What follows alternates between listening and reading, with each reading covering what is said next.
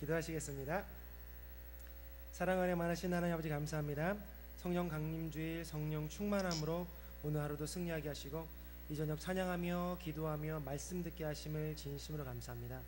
이번 한 주 날마다 성령 하나님만 가득한 한 주가 되게 인도하여 주시옵소서. 이 시간 말씀을 듣습니다. 말씀 가운데 성령 하나님이 충만하게 임하여 주시고 전하는 자나 듣는 자나 다 같이 말씀으로 하나 될 수 있도록 기름 부어 주시옵소서. 함께 하심을 믿으며 이 모든 말씀 우리 주 예수 그리스도의 이름으로 감사하며 기도드렸습니다. 아멘. 하나님 한 주일 동안 평안하셨습니까? 하나님의 은혜 가득한 한 주 보내셨습니까? 6월 4일 선거일이었고요. 그리고 또 6월 6일 현충일이고 토요일 주일까지 징검다리 연휴가 계속돼서 지난 한 주 동안 저는 잘 쉬었던 것 같습니다. 여러분들도 잘 쉬셨습니까? 특별히 어디 놀러 다녀오진 않았지만 시간적으로 좀 여유가 있어서 그런지 이번 한 주는 굉장히 이렇게 시간도 길게 느껴졌고요. 여유롭다는 생각을 많이 가졌습니다. 이래저래 마음 편한 한 주를 보냈던 것 같습니다. 여러분들도 분명히 한 주 동안 잘 쉬었을 줄 믿습니다. 그럼에도 불구하고 선거는 다 하셨죠? 선거 안 하시면 안 됩니다. 예전에는 제가 이게 미처 몰랐는데, 솔직하게 예전에 젊을 때는 미처 몰랐는데 조금씩 나이가 들면서라고 표현하긴 그렇지만 조금씩 어른이 되면서 야, 선거하는 일이 굉장히 중요하구나라는 것을 많이 느낍니다. 나라의 일꾼을 뽑는 일에 더 신경을 쓰게 되었죠. 그것이 결국은 따지고 보면 우리의 삶과 가장 밀접하게 연관이 돼 있다는 것을 제가 인식할 때부터, 깨달을 때부터 아마 선거에 조금 더 집중을 했던 것 같습니다. 다행스럽게도 이번 선거는 이래저래 잘 치루어진 것 같습니다. 나라적으로 정말 돌이킬 수 없는 큰 슬픔과 어려움이 있었는데 제가 어느 정당을 편드는 것이 아니고요. 이번 선거는 이래저래 굉장히 하나님의 은혜가 필요한 선거였는데 그거랑 동일하게 결과적으로 이렇게 미묘하게 야당도 여당도 누가 승리했다 말할 수 없을 만큼 서로가 다시 한번 자신의 위치들을 돌아볼 수 있는 그런 귀한 선거가 잘 치러진 것 같습니다. 어디서 누가 되었든지 누구든지 어느 당이 되었든지 우리 앞에 세워진 위정자들이 하나님 앞에 신실한 정치인들이 될 수 있도록 여러분들이, 깨어있는 그리스도인들인 여러분들이 꼭 기도로 중보해 줘야 되는 겁니다. 제발 부정부패 이렇게 자신의 욕심을 따라가지 않고 나라를 위해 일하는 정치인들 될 수 있도록 꼭 기도할 수 있는 저와 여러분들 되었으면 좋겠습니다. 우리 그리스도인들이 기도의 자리에 앞장을 서야겠죠. 오늘 말씀을 같이 보시겠습니다. 오늘 말씀 보기 전에 사진 몇 장을 볼까요? 네, 사진 보시면 계속 넘겨주세요. 무슨 사진인 줄 아시겠죠? 요런 사진을 엑스레이 사진이라고 그럽니다. 그러면 퀴즈, 이러한 사진들의 특징은 무엇일까요? 아시는 대로 말씀하시면 됩니다. 이러한 사진의 특징들은 속이 다 보인다 있습니다. 세 번째입니다. 첫 번째, 이런 사진 어디서 찍지요? 병원에서 찍습니다. 병원에서 찍기 때문에 부득이하게 돈을 내야 됩니다. 공짜로 찍는 것처럼 느껴지지만 다 보험에서 빠져나가는 겁니다. 그렇고요, 속이 보인다. 그리고 이러한 사진의 특징은 몸속에 숨어있는 병들을 알 수 있다는 겁니다. 저희가 인식하지 못하지만 그런 걸 알 수 있죠. 이러한 사진이 엑스레이 사진이라고 우리가 다 일반적으로 알고 있습니다. X선이라는 그런 특이한 선을 통해서 우리가 깨달을 수 있는 건데요. 독일의 물리학자 빌헬름 콜라트 윈트겐이라는 사람이 발명을 했답니다. 저도 처음 봤는데 이 사람이 이 X선을 발명해서 노벨 물리학상을 수상했고요. 이 사람으로 인해 굉장히 중요하게 의학 분야뿐만 아니라 많은 부분에 굉장히 널리 사용되게 됐죠. 우리가 볼 수 없는 우리 몸속도, 우리의 뼈도 이 엑스레이 선으로 말미암아 우리가 볼 수 있게 되었고요. 뿐만 아니라 공항이나 여러 보안이 필요한 곳에서도 분명히 우리가 속을 감추는, 옷 속에 숨겨져 있는 많은 것들도 볼 수 있게 되었죠. 오늘 본문의 제목이 목사님 말씀하신 것처럼 엑스레이입니다. 다른 것이 아니라 병원에서 찍는 그 엑스레이가 맞죠. 오늘 제가 이 엑스레이라는 제목을 잡은 이유는 한 가지가 있습니다. 가장 크게 오늘 본문 가운데 제가 성경 말씀에 16장 7절에 보시면 여호와께서 사무엘에게 이르시되 그 용모와 신장을 보지 말아라. 내가 이미 그를 버렸노라. 나의 보는 것은 사람과 같지 아니하니 사람은 외모를 보지만 나 여호와는 중심을 본다는 말씀이 굉장히 제게 크게 다가왔다는 것입니다.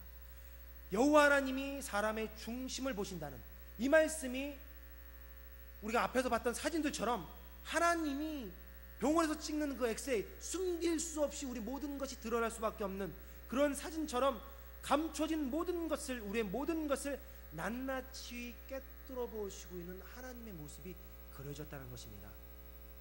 오늘 우리가 읽었던 본문은 우리가 너무나 잘 아는 성경 본문입니다. 사람은 외모를 보거니와 나 여호와는 중심을 본다는 말씀, 본문의 배경도 우리들은 다 잘 알고 있습니다.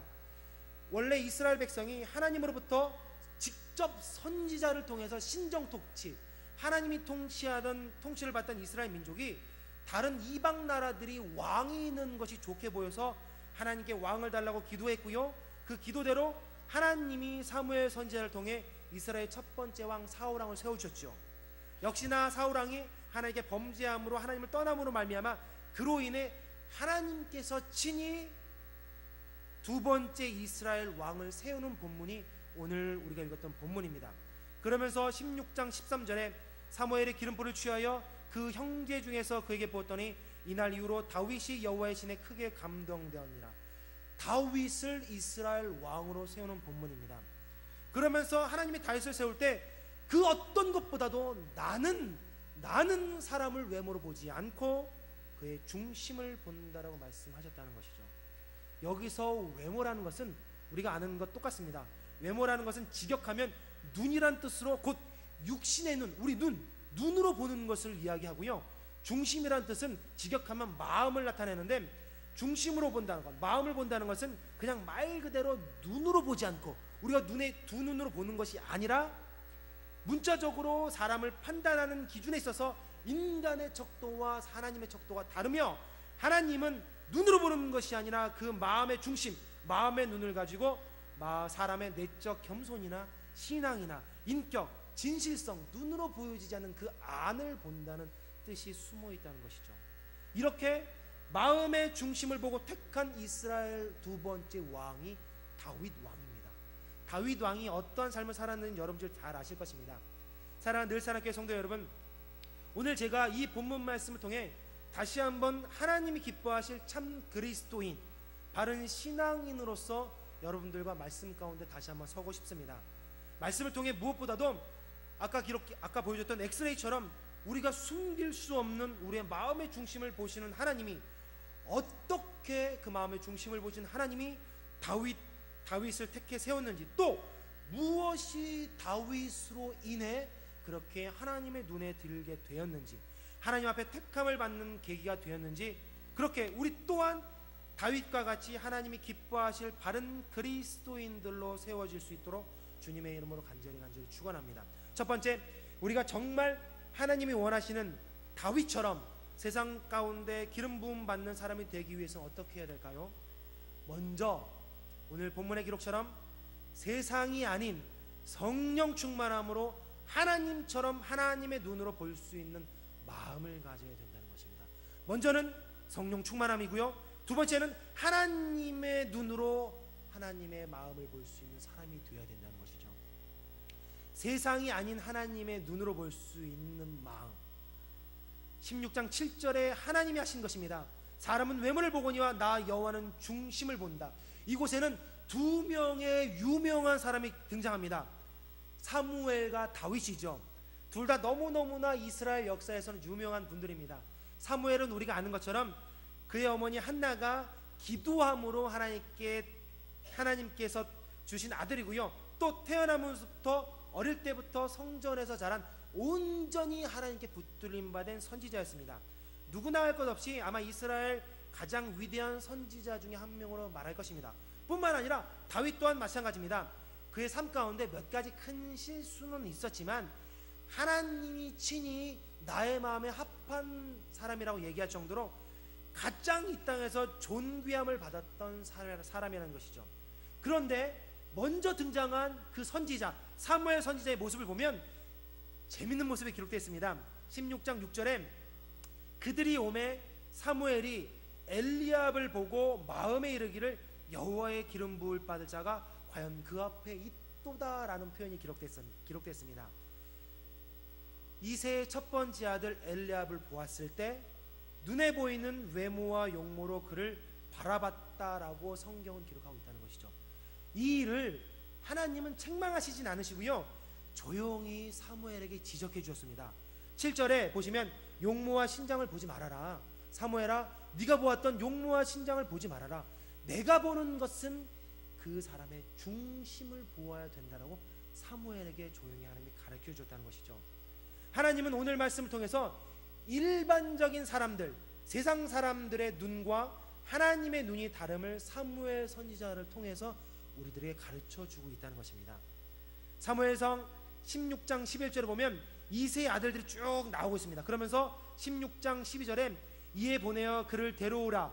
그의 빛이 붉고 눈이 빼어나고 얼굴이 아름답더라. 다윗을 표현하고 있죠. 여기서 빛이 붉었다는 표현은 머리 색깔이 붉은 것을 이야기하고요, 또 눈이 빼어났다는 것은 굉장히 눈 안에 총명함, 깨끗함이 있었담을 나타내는 것이죠. 단지 외적 아름다움 뿐만 아니라 그의 중심이 눈으로부터 외모로부터 드러나 있었다는 것입니다. 그래서 다윗을 보고 하나님이 기름 부어 세웠다는 것이죠. 겉모양이 아니라 내면으로부터 보여지는 것에 현혹되지 않고 내면을 바라볼 수 있는, 하나님의 눈으로 사람을 바라볼 수 있는 마음이 우리들에게 있어야 된다는 것입니다. 그냥 내가 가진 것이 아니라 성령 하나님이 내게 있을 때 성령 하나님으로 그렇게 바라볼 수 있게 된다는 것이죠.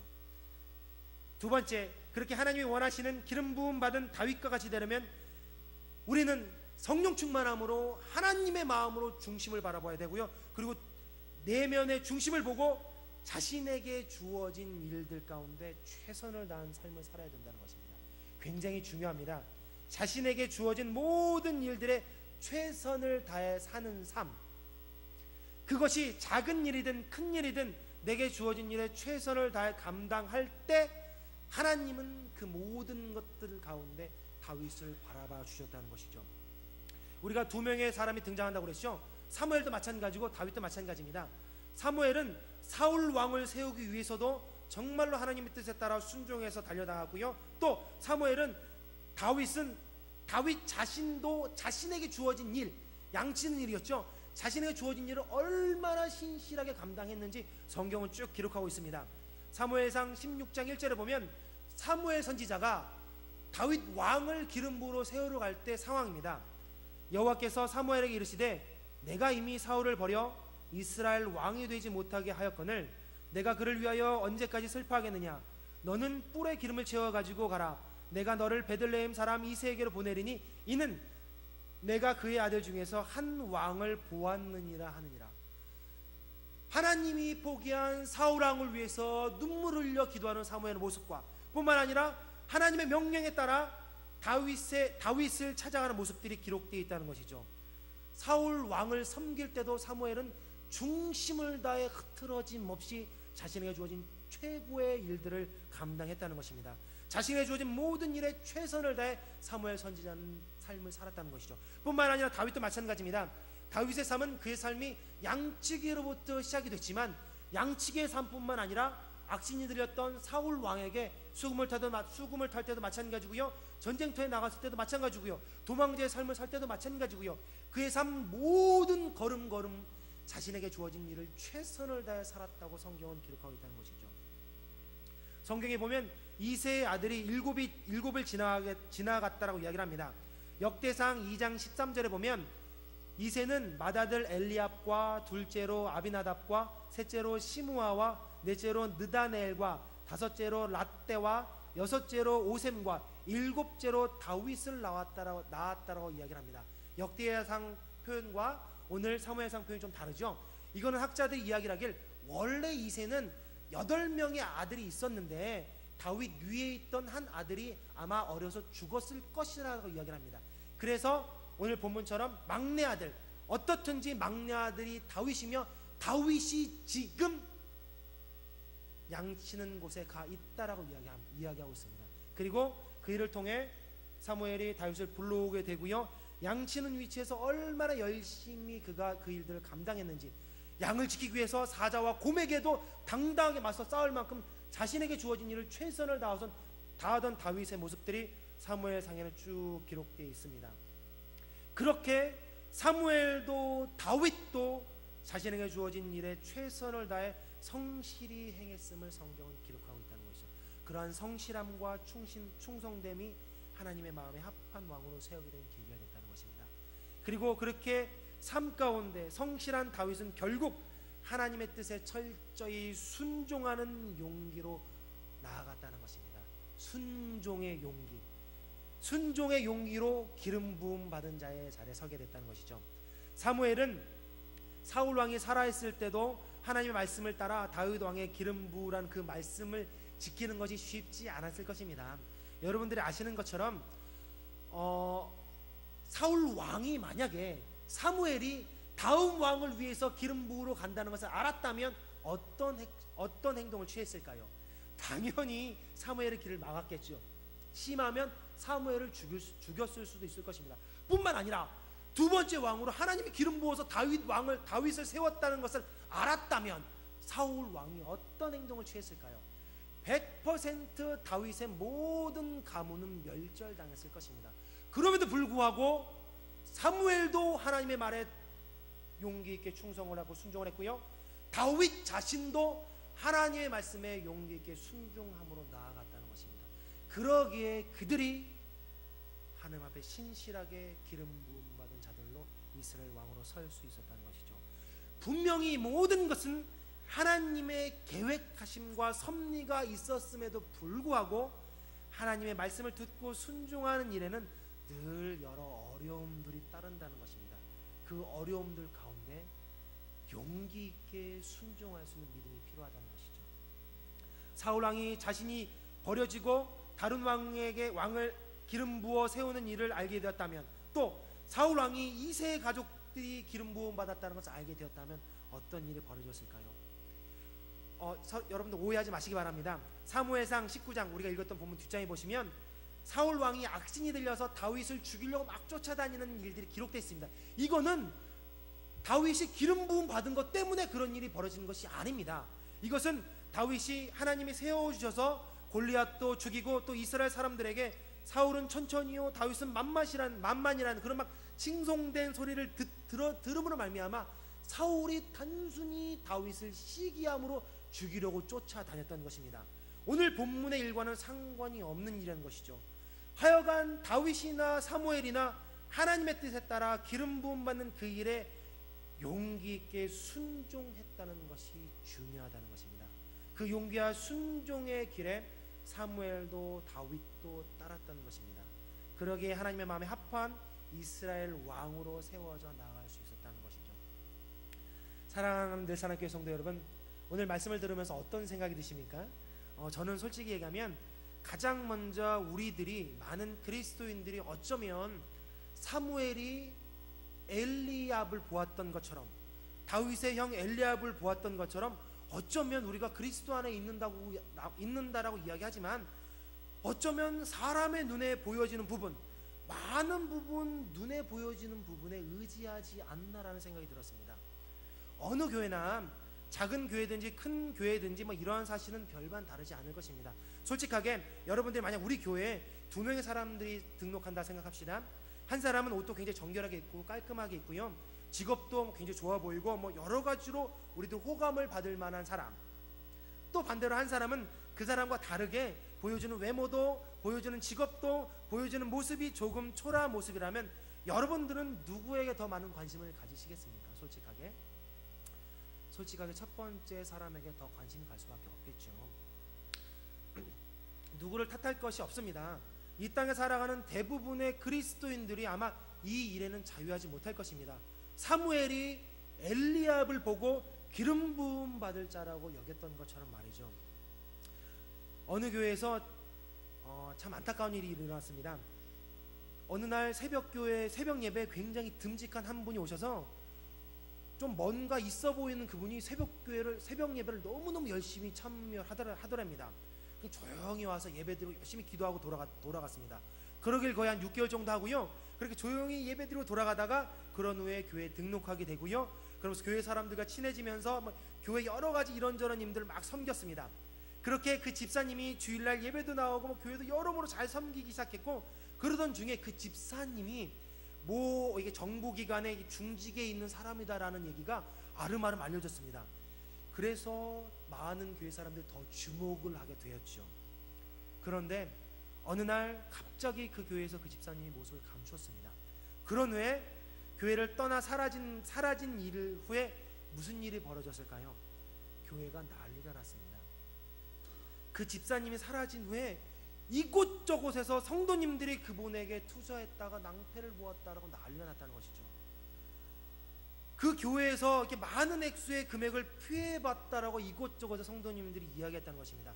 너나 없이 좋은 투자 정보가 있다는 그런 믿음직스러운 그런 집사님의 말이 현혹되어서, 또 정보의 높은 사람이란 그런 말에 현혹되어서 홀라당 믿고 투자를 했다는 것이죠.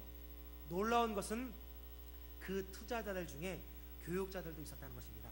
교육자가 직접 한 것은 아니고요. 그런 형편이 안 되죠. 직접 한 것은 아니고 가족을 소개시켜줘서 이렇게 안타까움을 경험했다는 것이죠. 참 웃을 수 없는 안타까운 사건입니다. 그런데 어쩌면 그러한 일들이 우리가 느끼지 못해서 그렇지 많은 교회 가운데 일어날 수 있는 일이라는 것입니다. 왜냐하면 아무리 우리가 뭐라고 변명한다 하더라도 우리들 마음속에는 하나님의 성령 충만함으로 말미암아 하나님의 관점이 아닌, 하나님의 마음이 아닌 세상 방법들에 더 주목해서 사람들을 바라볼 때가 많이 있기 때문이죠. 그도 그럴 것이, 분명 우리가 사람들을 볼 때 가장 먼저 우리가 인식할 수 있는 부분이 바로 눈으로 보여지는 시각이기 때문일 것입니다. 눈으로 보여지는 것이기 때문일 것입니다. 오늘 제가 말씀을 왜 이렇게 엑스레이라는 말씀을 하신 줄 아십니까? 이런 제목을 지은 데는 이유가 있습니다. 하나님이 우리들과 다르게 모든 그리스도인들을 다 하나하나 엑스레이로 그 마음의 중심까지 하나도 숨김없이 보고 계시다는 것을 기억하라는 뜻에서 있습니다. 우리는 늘상 이야기를 합니다. 전능하신 하나님이라고 늘상 입에 뭐 붙은 것처럼 이야기를 합니다. 모든 것을 아시는 하나님, 나의 중심을 아시는 하나님이라 맨날 믿고 이야기를 합니다. 사실 우리들 마음속에는 그럼에도 불구하고 하나님은 모르실 거야. 내가 옷을 입고 있으니까는 내 마음속은 모르실 거야. 내가 이런 헌신을 하면서 어떤 마음을 가지고 있는지 모르실 거야. 내가 이런 귀한 헌금을 하면서 어떤 마음을 가지고 계신지 모르실 거야 라고 일반적인 사람의 마음으로 하나님을 판단할 때가 많이 있다는 것이죠. 저희 집에 아이가 하나 있습니다. 이게 22개월 살짝 넘었는데요, 요놈이 장난이 아닙니다. 점점 힘들어집니다. 그런데 제가 이 아이가 이게 뭘 잘못해서 이게 야단을 친다고 군기 잡을 사람이 저밖에 없어서 야단을 칩니다 가끔. 그래서 이름을 부르면서 염시우 그러면 지가 혼내는 걸 알기 때문에 도망갑니다. 근데 집이 한정되어 있기 때문에 도망가는 거야 그냥 저기 뭐 이렇게 주방 쪽 구퉁이 아니면 벽 구퉁이. 그런데 재밌는 것은 그 벽 구퉁이에 숨어서 그 아이가 눈을 가린다는 겁니다. 자기가 없다는 뜻이죠. 그러면서 아무리 염시우 이름을 불러도 시우 없다는 뜻이 숨어서 가만히 있는다는 것입니다. 굉장히 웃기죠. 참 어이가 없어서 웃음이 나옵니다. 여러분 자녀들도 분명히 그런 적이 있을 것입니다. 두 손으로 자신의 눈을 가리면서 없다라고 하는 그런 모습들, 그러한 웃지 못할 모습들이 우리들 삶 속에서도 하나님 앞에 저와 여러분들이 보여지고 있다는 것입니다. 우리들 신앙 속에서도 나도 모르게 하나님 앞에서 그냥 내 눈만 가리면 모든 것이 보여지지 않을 거야 라는 마음으로 신앙생활을 하고 계신다는 것입니다. 모든 목회자들이 제가 먼저 다시 한번 오늘 말씀에 비춰서 하나님처럼 성령 충만으로 말미암아 마음의 중심으로 사람들을 볼 수 있도록, 여러분들을 볼 수 있도록 노력하겠습니다. 세상의 좋은 것들만이 아니라, 세상의 외모들만이 아니라, 눈에 보여지는 것만이 아니라 먼저 보여지지 않는 곳이 엑스레이로 보이듯이 중심을 볼 수 있도록 다시 한번 성령 충만함을 소망하며 그렇게 볼 수 있도록 노력하겠습니다. 그리고 무엇보다도 나의 맡은 일에 최선을 다하며 하나님의 일을 위해서 충성을 다할 것을 여러분들 앞에 다짐을 합니다. 저뿐만 아니라 우리 모든 늘사랑교회 성도님들이 이러한 다짐을 스스로 하나님 앞에 했으면 좋겠습니다. 교회에서 가장 어른인 담임 목사님부터 장로님들, 권사님들, 집사님들, 성도님들 단 하나, 청년 하나, 단 하나 빠지지 않고 하나님이 가장 먼저인 하나님의 마음으로 세상을 바라본 다윗처럼 되기를 주님의 이름으로 간절히 축원합니다. 오해하지 마셔야 될 것은 우리에게 눈에 보여지는 것들이 다 잘못됐다, 나쁘다는 것을 이야기하는 것이 절대 아닙니다. 아시는 것처럼 성경에는 하나님이 세우신 믿음의 선진들 보면 아브라함도 그렇고요, 이삭도, 요셉도, 다윗도, 솔로몬도 뭐 말할 수 없는 하나님의 은혜를 받은 놀라운 사람들이 있습니다. 그런 것들이 잘못됐다는 것이 절대 아닙니다. 그러나 그 무엇보다도 먼저 성령 충만함으로 하나님의 마음으로 볼 수 있기를 주님의 이름으로 간절히 축원합니다. 그리고 늘 그렇게 기도하셔야 됩니다. 그렇지 않으면 아까 살펴본 교회들처럼 혹여나 우리 집안에 있는 그 조그만 아이처럼 내가 내 눈을 가리고 하나님을 피했다 실수할 수 있는 상황이 벌어질 수 있다는 것이죠. 내가 있는 그곳에서 최선을 다했으며 내가 있는 그곳에서 충성을 다해 하나님을 바라보고 성령 충만함으로 하나님의 마음으로 세상을 볼 수 있는 순종의 용기를 붙잡는 우리 모든 사람께 성도님들 되기를 주님의 이름으로 간절히 축원합니다. 그곳에 하나님은 다윗에게 부은 성령의 기름을 넘치도록 부어 주실 것입니다. 그 가정에 여러분들의 삶 가운데 하나님은 넘치는 성령의 충만함을 부어 주실 것이죠. 그 은혜가 늘 사랑교회 우리 모든 가정에 우리 삶 속에 넘치기를 주님의 이름으로 간절히 축원합니다. 기도하시겠습니다.